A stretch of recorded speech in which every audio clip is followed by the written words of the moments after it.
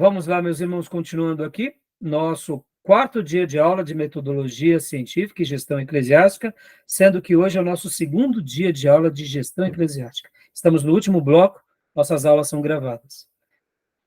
Meus irmãos, eu confesso para vocês que eu nunca tive a honra de estar sempre ali próximo ao Carlos Alberto da Comunidade da Graça. Mas deixa eu dizer uma coisa aqui para vocês. Eu tive irmãos da Igreja Comunidade da Graça que conviveram comigo. Então, muitas coisas eu aprendi sobre ele por parte desse irmão e indo vê-los lá no CPP, que era o Centro de Professorado Paulista. Então, lá, às segundas-feiras, quando eu saía do pregão, e eu podia, é claro, eu ia cultuar juntamente com os meus irmãos da Comunidade da Graça. E era com frequência que eu ouvia o Carlos Alberto de Quadro Bezerra e o pastor Ademar de Campos. E também o Carlos Alberto Antunes. Então, esses três pastores, durante muitos anos, eu pude vê-los, e eu era novo convertido. E muitas coisas sobre eles eu aprendia por parte dos irmãos que eu conhecia da Comunidade da Graça. E só dar uma coisa aqui para vocês. Eu me lembro que eu sempre almoçava com os irmãos do pregão, e certa ocasião nós estávamos almoçando no restaurante, e de repente o irmão Mário, que era da Comunidade da Graça, ele disse: olá, lá está o pastor tal, Beltrano, Citano, eles estão junto comendo. Eu olhei para eles e falei: os seus pastores? É o pastor tal, eram 5 pastores, estavam almoçando junto. Eu falei: eles comem junto? Sim, eles comem junto. E ali, irmãos, percebam, pequenas coisas, mas grandes gestos que marcaram a minha vida. E eu falava assim: como é honroso ver os pastores comendo juntos.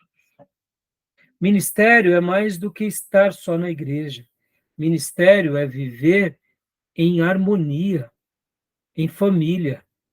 Então, eu, particularmente, aprendi tanto com eles, nunca estando próximo a eles, lendo, ouvindo as mensagens, aprendendo por parte dos testemunhos, das obras.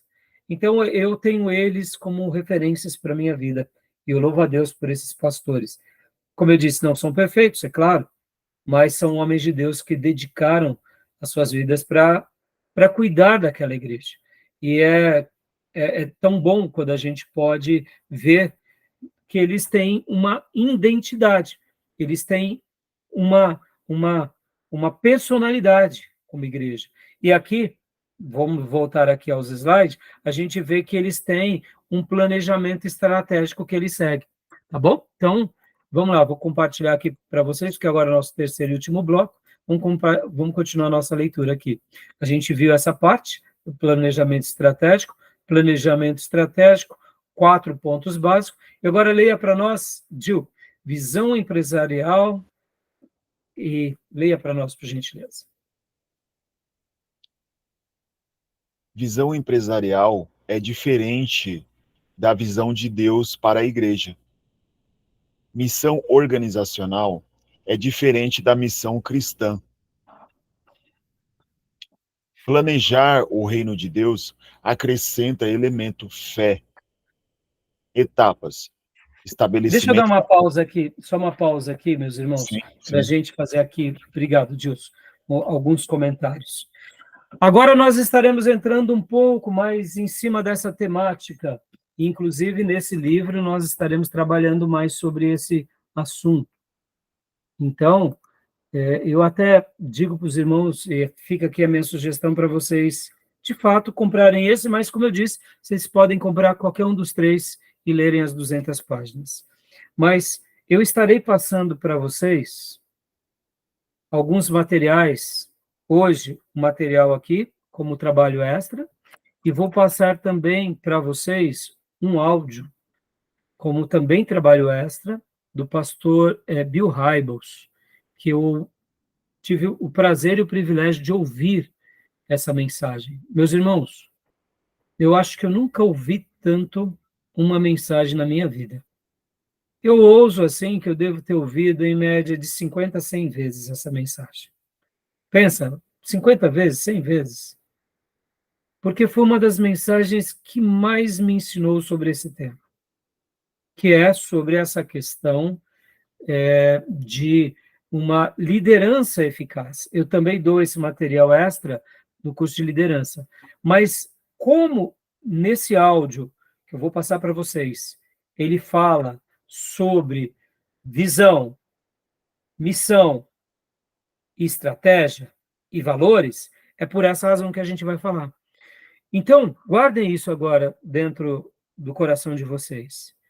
Quando a gente aprende, como eu falei há pouco, sobre a Apple, sobre, né, Warren Buffett, sobre grandes executivos nossos, cristãos ou até mesmo seculares, palestrantes como Michael Porter, que eu acabei de dizer, citei aqui para vocês Jim Collins, que é outro grande nome na literatura mundial sobre essa questão de empresas, é um estudioso, é um mestre que fala sobre isso. Citamos no primeiro módulo o guru das administrações, Peter Drucker. Irmãos, existem nomes assim maravilhosos que nos agregam. Quando vocês estiverem lendo essas obras, vocês verão o seguinte: puxa vida, olha, me faz lembrar da Bíblia esse assunto. Esse assunto que o Michael Porter, está trazendo como estratégia, eu lembro da história tal da Bíblia. Porque vocês verão que as verdades bíblicas, elas são os valores de Deus que permeiam toda a nossa sociedade. E, naturalmente, se são valores de Deus, vai abençoar muitas pessoas aonde quer que esses valores estejam sendo executados, se é na empresa, se é na indústria, se é na educação, se é na saúde, se é na gestão pública, se é no exército. Agora, é claro que nem tudo dá para você dizer que dá para se aplicar, mas muita coisa você aplica. Então, esses grandes nomes, eles têm assim, várias ideias fantásticas, mas guarde isso.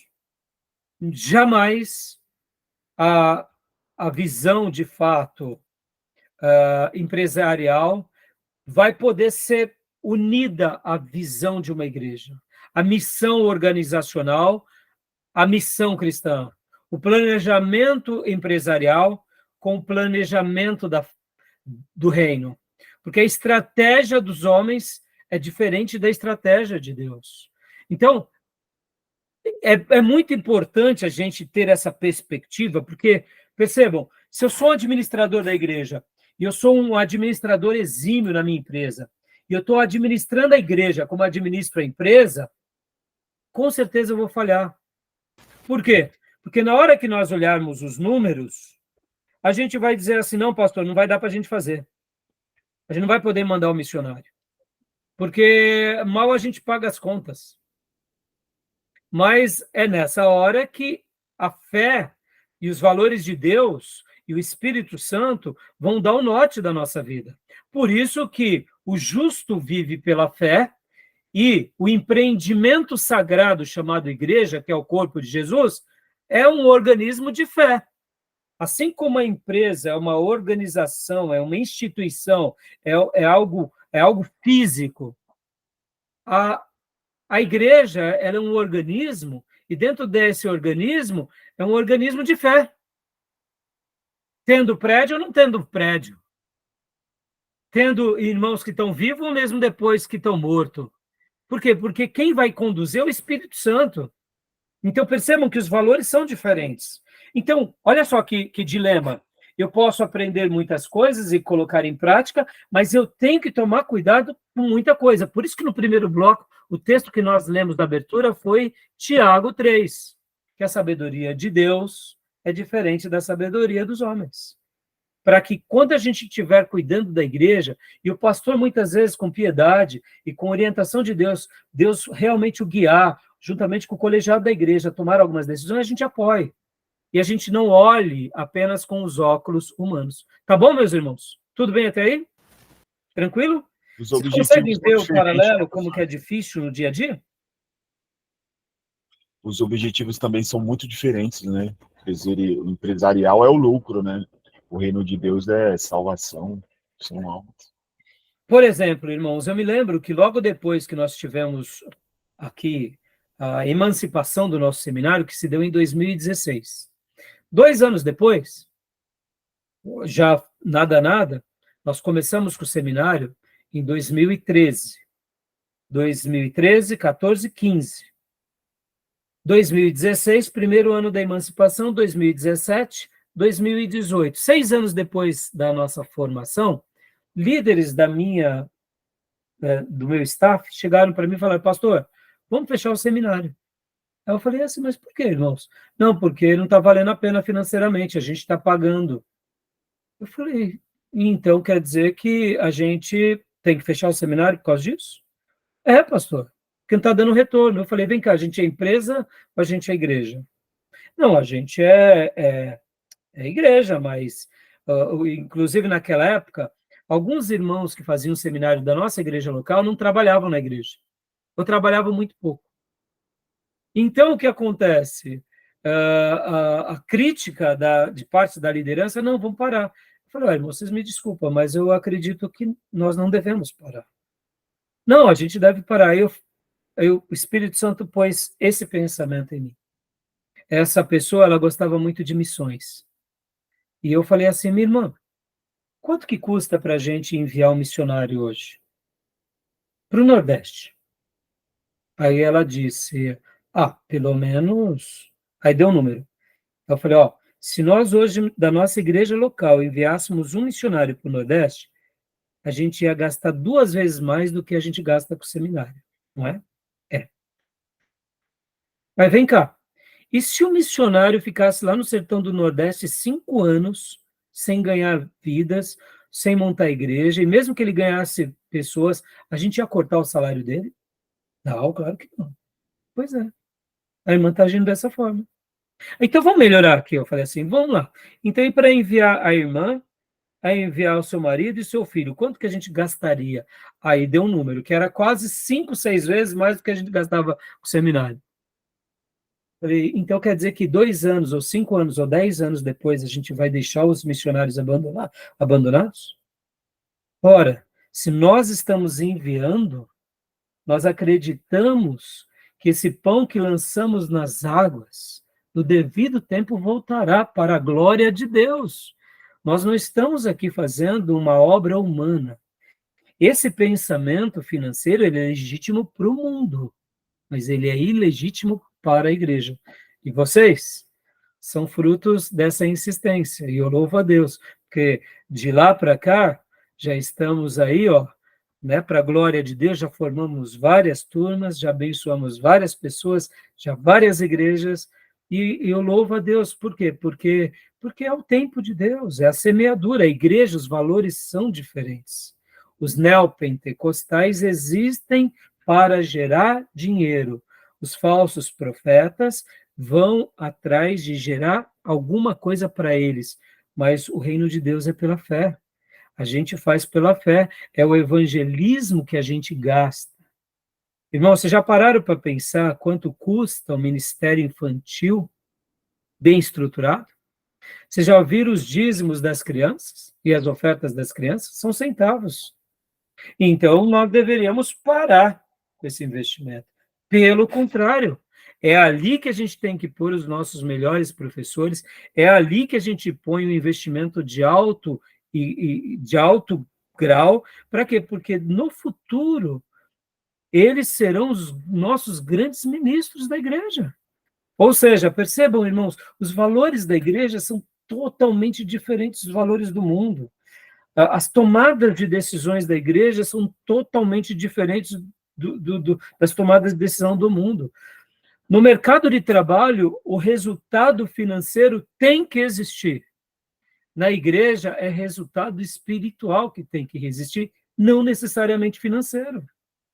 Por isso que quando a gente começa a fazer essa matéria e ter essa perspectiva, por isso que eu gosto de trabalhar dentro dessa matéria, porque muda tudo, irmãos. Nosso coração, ele descansa. Se Deus está fazendo com que a gente sobre dinheiro, a gente dá glória a Deus, porque os recursos é dele, para a glória dele, e a gente vai utilizar como ele quer. Mas se está tendo ausência de recursos, não tem problema. O dinheiro é dele, a ausência também é de Deus, e Deus vai nos ensinar na escassez. Estão entendendo, meus irmãos? Isso é maravilhoso, isso é libertador. E quando a gente tem essa igreja e temos um staff que pensa conosco assim, a gente vai ter as nossas estratégias e os nossos planejamentos baseados no reino e não baseados na sociedade. Está entendendo? Então, é legal quando a gente muda isso, né? Tá bom, meus irmãos? Então, vamos continuar aqui a nossa leitura, né? O Dil... Então, ficou claro isso, né? E aqui, irmãos, olha, Dil, continua lendo agora as etapas. Ok. Por favor. Etapas. Estabelecimento da missão. Visão e valores. Análise situacional. Externa e interna. Estabelecimento dos objetivos. Estabelecimento das estratégias. Formulação dos planos de ação. Redação final e revisão do plano. Distribuição e execução do plano. Revisões, reformulações do plano. Nos parece, num primeiro momento, obrigado, Diogo, que tudo isso é muito humano, mas esqueçam o lado humano e acadêmico e técnico no sentido nós vamos fazer porque nós temos a competência. Mas vamos pensar de uma forma onde nós consagramos todas as nossas faculdades, toda a nossa intelectualidade ao serviço de Deus, a causa do Evangelho, a expansão do reino, segundo os valores de Deus, para a edificação da nossa igreja local. Quando a gente olha dentro dessa perspectiva, todas essas etapas se tornam doces. Um pouco espinhentas, é claro. É fácil estabelecermos uma missão, visão e valores? Claro que não. É fácil avaliarmos essa questão da análise situacional externa e interna? Claro que não. Estabelecimento dos objetivos? Óbvio que não. Estabelecimento das... Claro que não. Formulação do plano de ação? Ou seja, tudo isso é muito complexo. Por isso que essas coisas devem ser feitas por um grupo que está ali na liderança, líderes de ministério e irmãos que têm uma visão sobre essa tomada de decisão. Mas mesmo que façamos tudo isso, devemos fazer sob aquele cuidado da orientação do Espírito Santo. Porque senão nós damos uma condução da igreja segundo o nosso bel prazer. E aí nós criamos a igreja segundo a nossa vontade. Aqui, ao mesmo tempo que é muito humano, pode se tornar muito realmente humano, voltado para as coisas humanas, para os nossos próprios ideais. Mas se nós dedicarmos todas essas competências a ter um coração voltado para Deus, para fazermos algo para a glória de Deus, e deixarmos tudo isso entregue nas mãos do Senhor, mesmo que criemos um plano e que na hora das execuções Deus mude, nós aceitaremos as novas diretrizes do Senhor, porque a gente vai sentir Deus nos conduzir. Perceba, irmãos, não fazer nada pode parecer um ato de simplismo e de piedade, mas muitas vezes também pode ser um ato de relaxo. Fazer pode parecer um lado mais técnico e humano, mas também pode ser um lado de devoção. Então, percebam que muitas vezes, em nome do simplismo, a gente vai para uma prática da igreja, de projetos da igreja, que a gente não gasta tempo, que a gente não gasta reflexão. E eu quero acreditar que, assim como Davi se especializava, assim como os apóstolos, eles se aperfeiçoavam, e eu vejo isso até mesmo nos apóstolos, irmãos, vocês vão de convir comigo, que o colegiado apostólico, com exceção de Paulo, eles eram pessoas simples.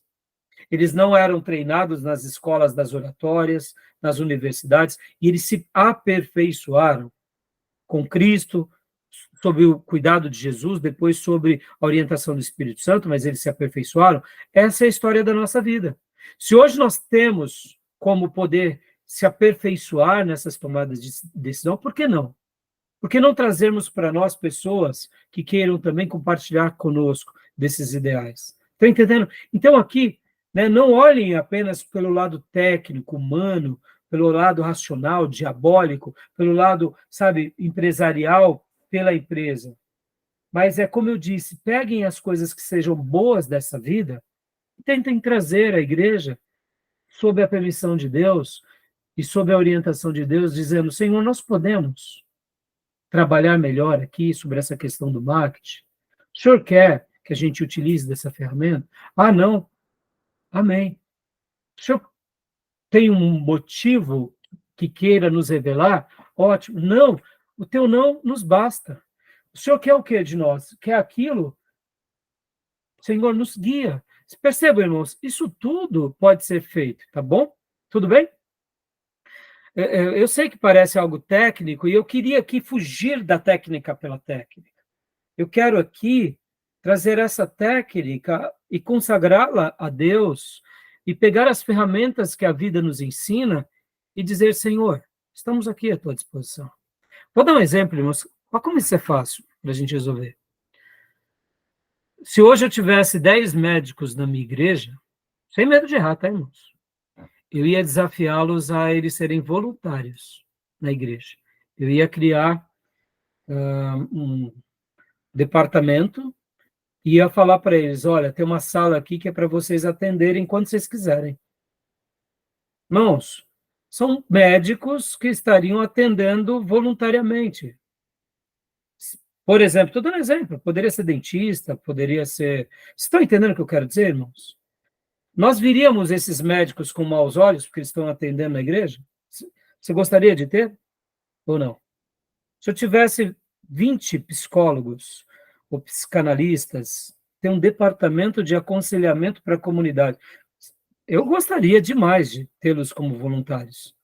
Semana toda, atendimento psicológico para a sociedade. Você acha que hoje a gente não prestaria um trabalho social, um trabalho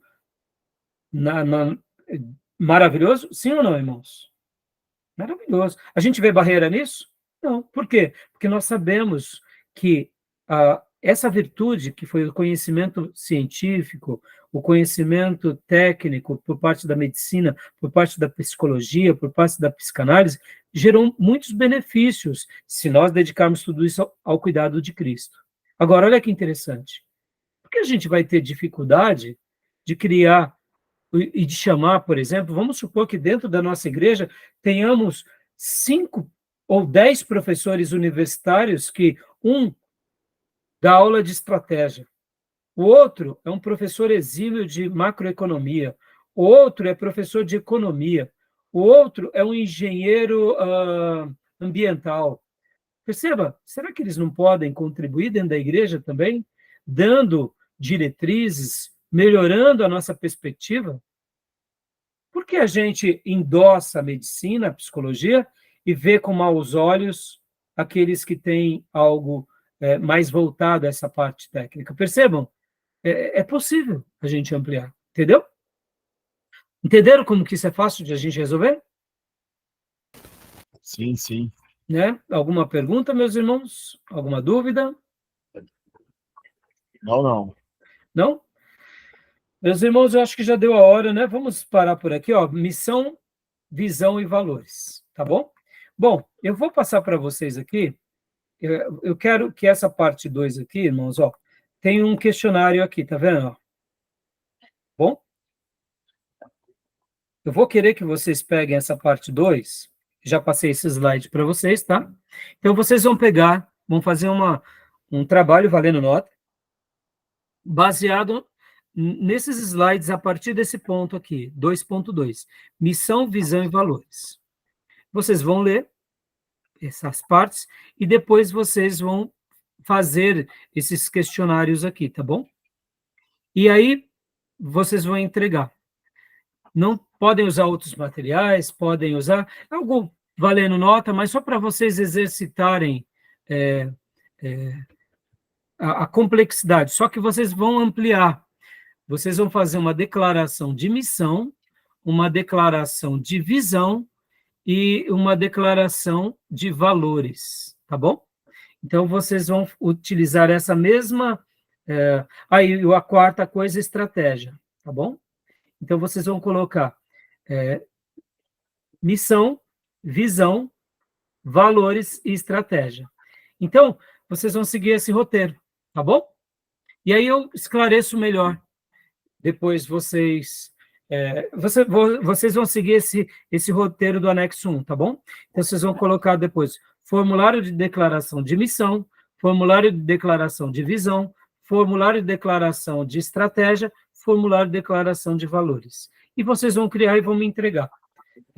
Eu vou dar o prazo depois para vocês. Mas, de preferência, se vocês conseguirem fazer até a próxima aula, isso vai ser melhor. Por quê? Porque a gente vai estar tratando disso, então eu prefiro que vocês façam para as próximas aulas. Mas eu não vou dar a data agora, porque eu quero estar tirando as dúvidas com vocês. Tá bom, meus irmãos? Tranquilo, meus irmãos? Ok, professor. Alguma dúvida? Não, pastor. Algum questionamento? Não, Está um não. pouco técnico as aulas, não? Voltado um pouco mais para esse... Eu me empolgo um pouco, meus irmãos, porque eu fui do business, né? Esse é um assunto que eu gosto demais. Eu gosto demais dessa área de liderança, de missão, de visão estratégica. Agora, olha que interessante, né, irmãos? Deixa eu até concluir com essa minha fala. Eu sou tão convicto das Escrituras que eu tenho uma admiração profunda do mercado empresarial, principalmente da área financeira. Tenho estudado muito, inclusive, sobre empresas. Nesses últimos tempos, em especial depois da guerra da Rússia com a Ucrânia, o que eu tenho estudado muito ultimamente sobre geopolítica, meus irmãos. Hoje, por exemplo, na minha perspectiva financeira, os meus olhos estão na geopolítica. Eu tento olhar daqui a 5, 10 anos. Então, eu tenho estudado muito sobre isso. Mas continuo com os olhos no mercado financeiro, continuo acompanhando empresas. Mas olha que interessante.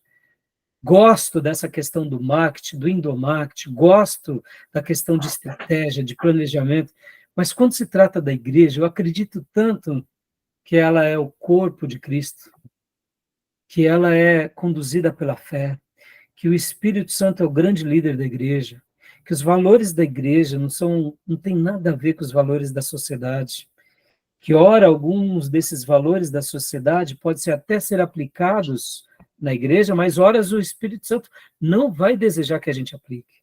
Por quê? Porque ele vai deixar claro que as coisas que são do secular é secular, é do mundo, e as de Deus é de Deus. Então, ao mesmo tempo que eu tenho essa clareza, eu vislumbro dessa paixão, na hora que a gente vai fazer ministério, vai fazer seminário, vocês podem ver que o meu viés é totalmente piedoso, é totalmente bíblico, escriturístico, porque são valores diferentes, entendeu? Então, eu curto essa dimensão de uma igreja que realmente ela é protagonista. Irmãos, quando eu faço as minhas críticas e apontamentos aos neopentecostais, aqueles que usam do marketing de forma doentia, eu faço as minhas críticas, mas eu, ao mesmo tempo, eu sei que, secularmente, tudo isso é muito bom. Que a prosperidade ela é muito boa quando se diz para uma empresa, para um banco, para um investimento, um planejamento estratégico, mas a igreja, os valores são diferentes. A tomada de decisões da igreja é pelo poder do Espírito Santo, usando seus profetas. Então, nem sempre os valores que a sociedade está passando, Deus vai querer que a gente usufrua. Porque a igreja é a simplicidade da fé, da irmandade, da comunhão, dos valores cristãos, que não são performáticos. Ou seja, tem horas que a gente vai poder caminhar nesse mundo, olhar para algumas coisas e falar, puxa, isso é muito legal. E aí a gente vai orar e falar, Senhor, e o Senhor vai falar, não use não, filho. E a gente não vai usar e vai ser muito resolvido. Mas, ao mesmo tempo, a gente vai montar uma empresa e vai poder usar. Aí você fala, mas por quê? Porque aquilo é útil para a sociedade, mas não é útil para a igreja. Então, nem tudo o que é da sociedade você aplica na igreja, mas tudo que é da igreja você aplica em todas as áreas da sociedade. E a igreja, ela não é nossa, a igreja é de Cristo. Nós só cuidamos. E precisamos do toque do Espírito Santo. Porque eu posso ter uma estrutura funcional, bela, próspera, segundo as óticas dos homens, até mesmo levar as pessoas ao emocionalismo, mas isso é tudo fruto da engenhosidade humana. E o Espírito Santo está lá fora, juntamente com Jesus batendo na porta, querendo entrar. Então, é muito interessante que a gente tenha esse discernimento. Para quê? Para que a gente aprenda, seja ensinável com a vida, mas para que a gente aplique aquilo que Deus quer. E que o nosso crivo seja sempre a palavra. Né? E fica aqui essas palavras, e se eu me empolgo um pouco aqui numa área, na outra, faça essa leitura, porque podem ver que eu sou muito resolvido nisso. Eu poderia, talvez, em virtude dessa minha paixão, querer pastorear igrejas que tivessem mais esse viés. E Deus me pôs numa igreja pobre, de uma comunidade pobre, de pessoas simples.